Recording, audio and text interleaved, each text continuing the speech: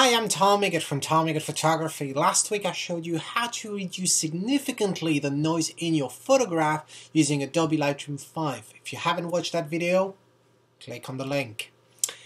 At the back of that video, one of you asked me a question. What about the noise reduction tool that we find in our camera menus?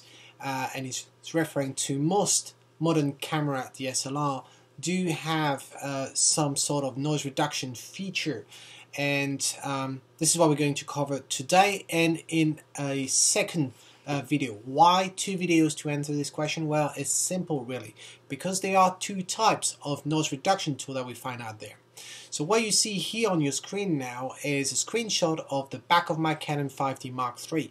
Bear in mind your camera might be different, if it's Nikon, even the Canon, but different model. So the look and feel might be different, but it should give you some insight as to what you can find in the camera menus in terms of features, and I invite you then to check in your camera manual to see if such feature exists for your camera.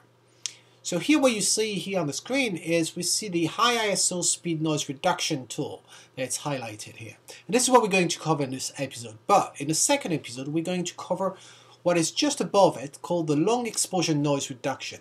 Because it's a total different type of noise reduction, the process is different and it deserves its own video. So what is the high ISO speed noise reduction tool? Well, when you click on this, you then face four choices: standard, low, high, or disabled. By default, the camera straight out of the factory on the Canon 5D Mark III at least is set to standard. So, but there is one question: which one to use? Well, in order to answer this question, I figured we needed to do some test shots and then basically compare them. And what better to compare them than using the Canon software? And I'm referring to the Digital Photo Professional, also known as DPP. This is software, I must admit, I never use and I never used. So I downloaded it earlier, it's free, and let's go and we'll see what I got. So this is DPP, and you can see I did 4 test shots, and it's pretty obvious that the 4 shots share the same exposure value. So what you can see here is the time value is 25th of a second, the aperture is f8, and then the ISO speed is 12,800, because obviously we're talking about noise here, so I needed a way to showcase the noise in a photograph and therefore bump the ISO. So the 4 shots that I did is, the first one is with the feature being disabled. Then the second shot was done with the feature set to low. Then the third shot was done with standard, and then the final shot was with high. And then so we're going to compare each of them. Before we do that, I just want to go through one major detail. For those of you who do not know DPP or know DPP, there's a way in the preferences, and if we go now, if we go in the tool palette, you see here there's a part for the noise reduction settings, and you have the choice between applying the camera settings or apply some preset value.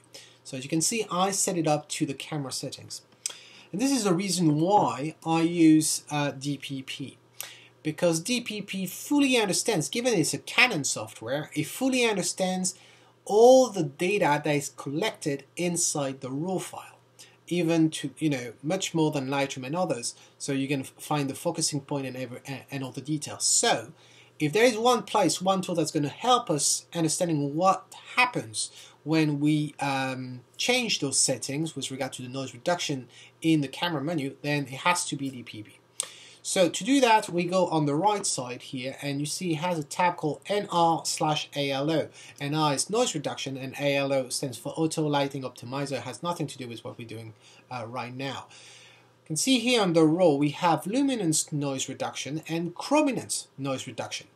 For those of you who wonder what chrominance noise is, it's basically what I mentioned in the previous episode as color noise. Chrominance, color, same thing. And if you don't know what luminance noise or chrominance or color noise in that case, seriously, watch my last episode. So, let's dive in. In order to fully appreciate the noise level in an image, we know that we need to dive at 100% view. So, click on this and here we are, 100%. That shot was done with no noise reduction, or should I say the noise reduction setting set to disable. So what we see here, we do have some noise in the photograph, we have some kind of color noise, kind of lines of color noise, and we clearly have some luminance noise, all the grain in the photograph. So let's look at a setting here that has been applied, coming straight from the camera. What's interesting is that although we set the feature to disabled, the camera still say, well, we need to apply some noise reduction. Value of 8 for the luminance, a value of 12 for the chrominance, the color. That's pretty interesting. So it means the camera says, well, actually, yeah, I know you don't want to apply noise reduction, but I'm telling you, we need to use some kind of noise reduction nonetheless. And this is what it does when it's disabled. So what does that mean when we set the noise reduction to low in the setting? So let's click on this. It's rendering, takes some time, and now we see. So that we can see there is less luminance noise. There's still some there, but there's less. It's a little bit softer. The line of the bottle here is not as distinct as it was from the background, but there's definitely been some noise reduced here. Let's look at a value. We went from 8, a value of 8 for the luminance noise reduction, to 10. So we plus 2 on this one. From the chrominance, plus 1. So we didn't do much for the color, but we really insisted on the luminance. Let's go to the standard now.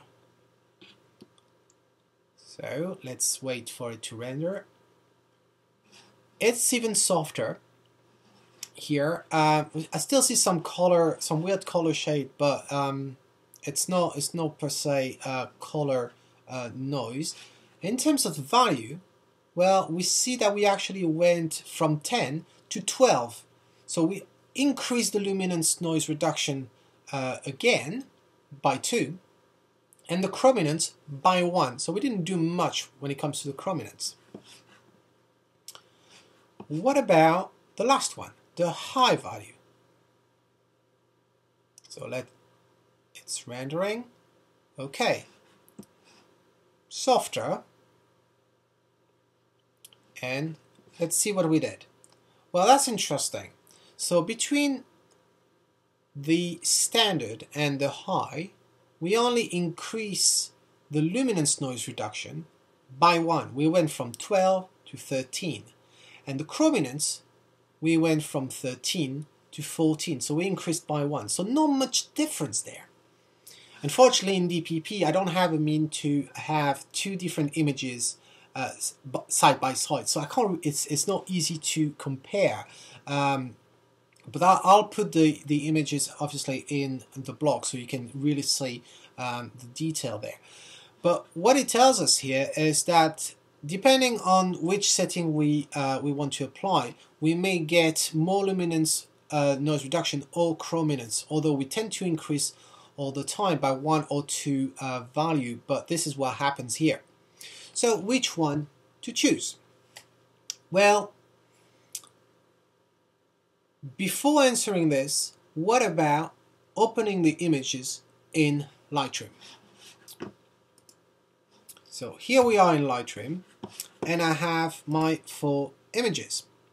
As you can see, the 4 images have been reset, meaning that there's no develop setting applied to any of them.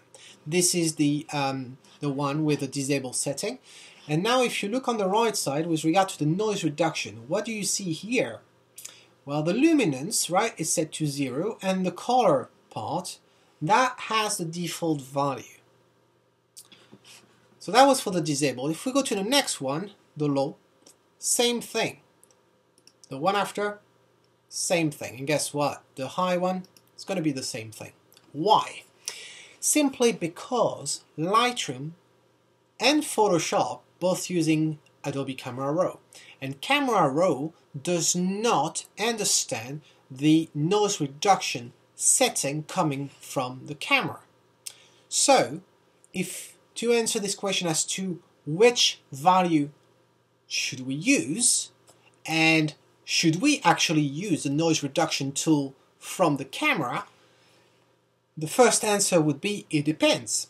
It depends if you want to use DPP, which is the Canon software that fully understands all the metadata coming straight out of your RAW file, or you're using a third-party software. If you use a third-party software, chances are that that software does not understand the setting anyway, therefore there's no point of applying such setting in your camera. Then there's another question. It's about how to treat the noise reduction. In our previous episode, we really saw what it means to treat the noise reduction.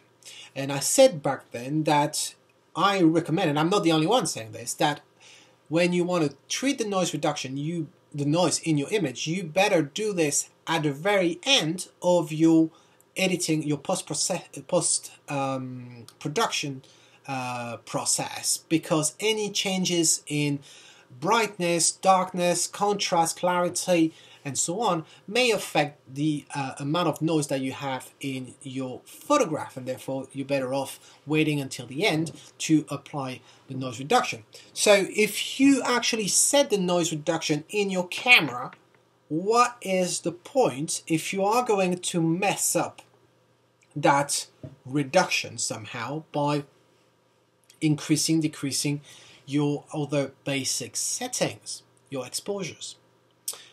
But there's not much point. Then there is also the question of applying a default setting.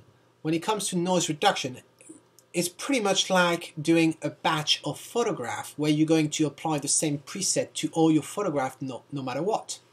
One thing that we haven't seen in the photograph, and I didn't say it in the previous episode, is that you can take two different photographs and using the same exposure value, or at least the same ISO value, but in a totally different context where you would have a lot of light in your photograph, such as maybe doing a photo on a hockey game, where there's the ice and a lot of light, and you need to increase the ISO to get a quick shutter speed, and then you take the same, pretty much the same setting, and you take a shot in a theater where there is less light, where it's a lot darker.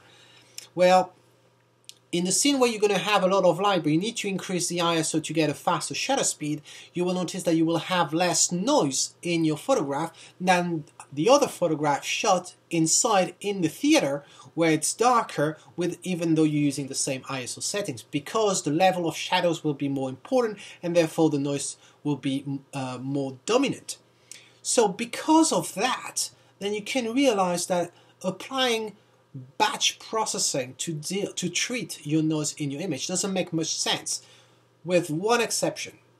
I would say if you are a wedding photographer or an event photographer where you happen to cover a scene where the light is constantly the same on your subject, and you end up having, I don't know, a series of photographs, then the noise level in each photograph will pretty much be identical, and therefore once you treat one image, you could apply the same noise reduction to all the other images. In that case, yeah, you can do batch processing even for the noise, but once again, I would not use this setting from the camera.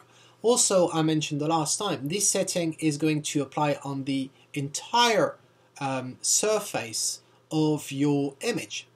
What if you want to be a little bit more fine and apply the noise reduction only in one part of your image and not the overall one? And we will see in a video very soon how that is possible in Lightroom, despite what I said in the previous episode. So, I hope you found this video informative. I hope this is helping you to figure out what works for you. In the very next episode, and I'm going to do this probably tomorrow or the day after, I do not want to wait a full week for that. I'm going to do a video on that second type of noise reduction, the long exposure noise reduction tool in your camera. And until then, this is Tom Migot saying, if you like it, well, capture it. watch out for the noise.